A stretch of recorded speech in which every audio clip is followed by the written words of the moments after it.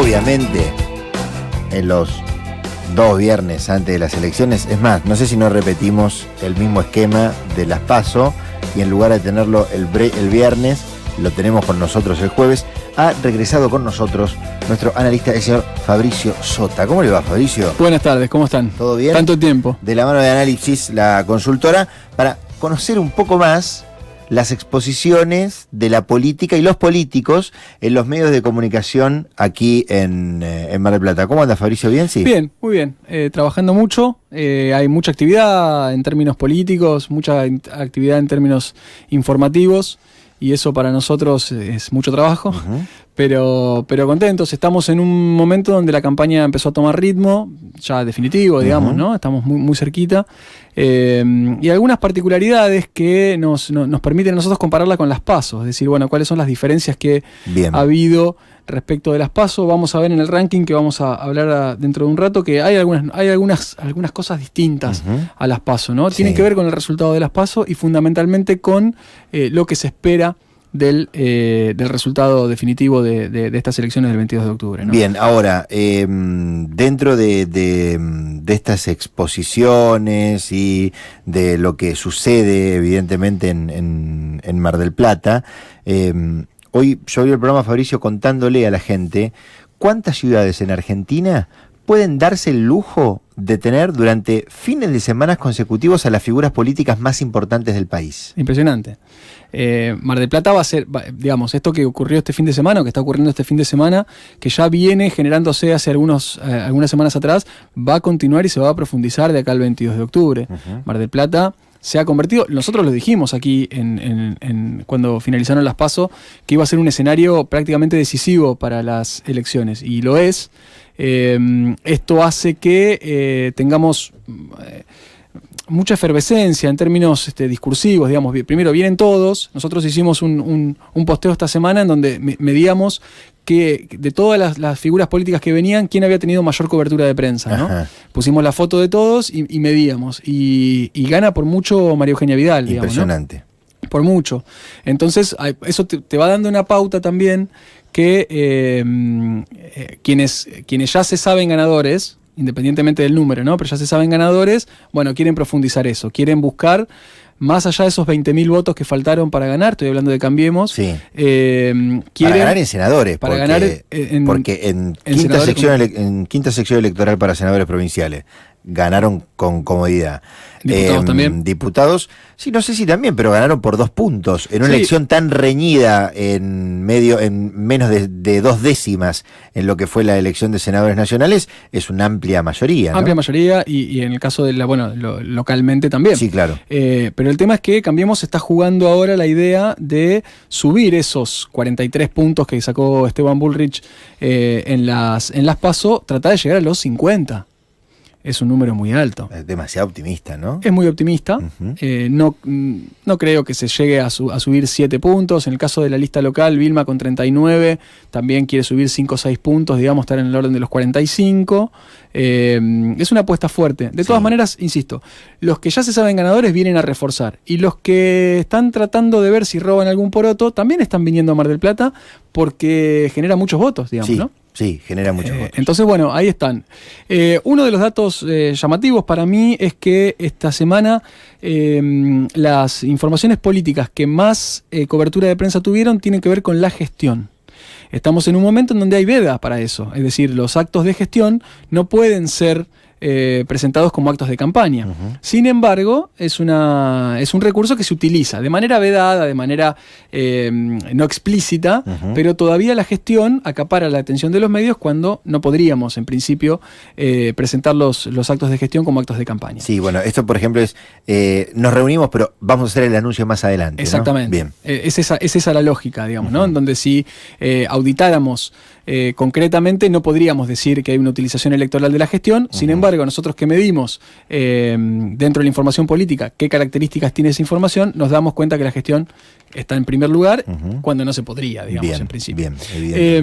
Otra de las cosas llamativas de esta semana es que la candidata de Cambiemos, la candidata local, Vilma Baragiola, está prácticamente en el primer lugar. Es decir, está Arroyo primero como todas las semanas por una cuestión Bien. del cargo que detenta. Y inmediatamente por abajo, muy cerquita, está Vilma Baragiola. Esto es la primera vez en el año que sucede. Acordate, en las PASO, Sí. Vilma tenía una exposición mediática muy selectiva.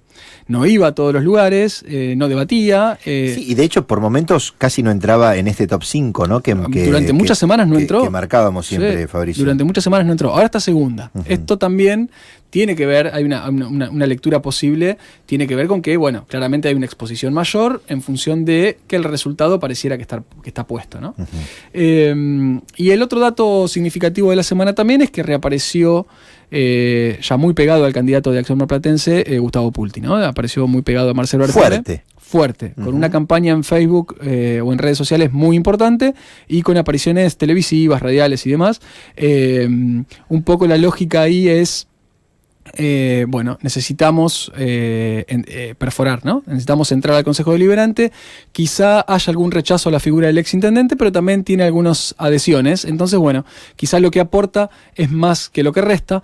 Entonces, la estrategia de Acción Marplatense en este replanteo que tiene que hacerse, porque si no, posiblemente no ingrese al Consejo Deliberante, tiene como en el último sprint de la campaña, lo va a tener a Gustavo Pulti como protagonista también junto con Marcelo Artime. Sí, después será el momento de analizar, una vez que ocurra ya 23 el 23 de octubre, Fabricio. Sí, tenemos resultados. Sí, claro, ahí tenemos resultados. Sí, vamos a tener, sí creo que vamos a tener. Pero de analizar, por ejemplo, que la primera elección que gana Acción Marplatense y donde logra que Gustavo Pulti sea intendente, era con la boleta cortita con la que está este año también. El cortaboleta. ¿No? El famoso cortaboleta y una inversión muy importante en tijeras. Sí. Que se había hecho en ese momento. Cierto. Y un desengaño por parte de que algunos entendieron en lo que era la concertación de que Daniel Katz no haya elegido otro candidato que no sea el de Sergio Fares, ¿no? Digamos, cuando todo el mundo hablaba de que podía llegar a ser, por ejemplo, el mismo Carlos Katz, como para seguir pegado con el apellido, y ese famoso cortaboleta. Pero lo paradójico es que puede ser que tal vez una de las elecciones más importantes de Acción Marplatense pueda transformarse en una de las peores elecciones históricas de Acción Marplatense, con el mismo pedacito de boleta, ¿no? Sí, el contexto ha cambiado mucho, digamos, sí, claro. ¿no? Es una elección, siempre se decía que el marplatense estaba acostumbrado a un voto elaborado, a un voto en donde se cortaba boleta. Y sin embargo en esta elección, en las PASO, se marcó que hubo cortes raros, en algunos casos hubo cortes raros de boleta. Digo esto, Esteban Bullrich 43, Vilma 39, ahí claramente hay un corte de boleta. Franco Bañato 48. Franco Bañato llegó a 48 puntos. Ahí tenemos un corte raro, pero de todas formas se polarizó y se terminó polarizando, sí, claro, en la elección de la provincia de Buenos Aires. Y ahí tenemos otro dato importante, que es en las últimas semanas, salvo esta y la anterior, en las últimas semanas Marcos Gutiérrez, que tampoco aparecía demasiado en el radar de nuestro ranking, porque siempre estaba en los últimos lugares, estuvo segundo debajo del intendente 3 o 4 o 5 semanas consecutivas. Y esto tiene que ver con la expectativa que quizá de arrastre, digamos, expectativa de arrastre que genera la elección en la provincia de Buenos Aires. Estamos hablando de una polarización que sin duda se va a dar, y estamos hablando de que las encuestas, al menos las que circulan, se han invertido respecto a lo que eran las PASO. En las PASO ganaba Cristina por 7 puntos en algunos casos, por 3, por 4, por 2, por 1, y ahora esa diferencia está a favor de Esteban Bullrich. Vamos a ver si el 22 de octubre si los números vuelven a fallar. Y los números posiblemente fallen, digamos, ¿no? No lo digo porque quizá estos márgenes sean posibles, pero lo cierto es que hay dos cosas importantes. Una, todavía el clima electoral no está del todo inserto en la gente. Y esto se ve, el otro día yo leí un informe sobre las interacciones en las redes sociales. Es decir, la gente no está interactuando tanto como antes, o como antes hablo de las PASO, digamos, a 10 días de las elecciones.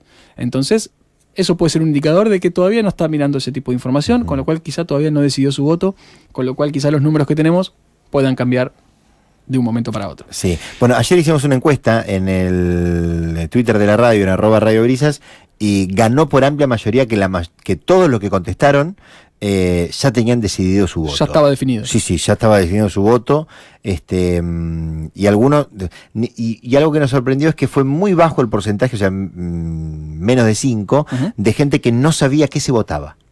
Que tal vez imaginábamos que podía llegar a ser un poco más alto, en este caso, pero bueno, es una cuenta de un medio de comunicación, por lo tanto aquel que sigue esa cuenta tiene un interés en estar enterado un poco más de las cuestiones, ¿no? Al menos escucha la radio. Evidentemente también se trata de eso. Bueno, vamos a los números y a los rankings. Te leo el ranking. El ranking esta semana cerró con Arroyo en primer lugar, pero ya te digo, muy cerquita Vilma Baragiola en segundo puesto. Esto es una novedad. Si bien es la candidata que más votos sacó en las elecciones, no tenía una cobertura de prensa importante. Han cambiado seguramente la estrategia. En tercer lugar está el secretario de Salud, Gustavo Blanco. Esta semana estaba muy activo, ha tenido denuncias cruzadas, peleas, paros. Anunció que iban a limpiar ellos mismos, los funcionarios municipales iban a limpiar las salas de salud. En cuarto lugar está Marcos Gutiérrez. Bajó un poco respecto del ritmo que venía las semanas anteriores. Pero se mantiene. Se mantiene entre los primeros 5 lugares desde las PASO hasta hoy. Es decir, en estos 70 días se mantiene. Y le sigue Marcelo Artime y Ariel Ciano, que están empatados. En este caso, Artime, que durante todas las PASO siempre estuvo segundo, tercero, también bajó mucho su exposición. También cambiaron el formato, ¿no?, de campaña. Cambiaron el formato de campaña. Casi todos los partidos han cambiado el formato de campaña. Esto es interesante también resaltarlo. Es muy difícil sostener una campaña larga de casi 100 días, digamos, ¿no? Es decir, si arrancas un mes antes de las PASO hasta el 22 de octubre, es muy difícil. Han bajado un poco la intensidad en las redes sociales, han subido las pautas en medios tradicionales, que era algo que en la elección pasada estaba bastante discutido. Cierra el ranking el secretario de Gobierno, Vicente, Fernando Maraude y Maximiliano Abad. Abad, en este caso, cerrando como jefe de campaña con la visita de la gobernadora el día de ayer, que tuvo amplia cobertura de prensa. Bien, Fabricio, como siempre, un gusto. Todos estos números en el análisis.com.ar para que la gente ingrese y pueda ver esto y mucho más. Allá están todos los informes, así que los invitamos. Las redes sociales @analipsis.com. ¿Venís o no? Vengo el jueves. El jueves. Vengo el jueves. Dale, el jueves entonces te esperamos y ahí terminamos de ver todo. Compromiso. Ahí estamos. Información,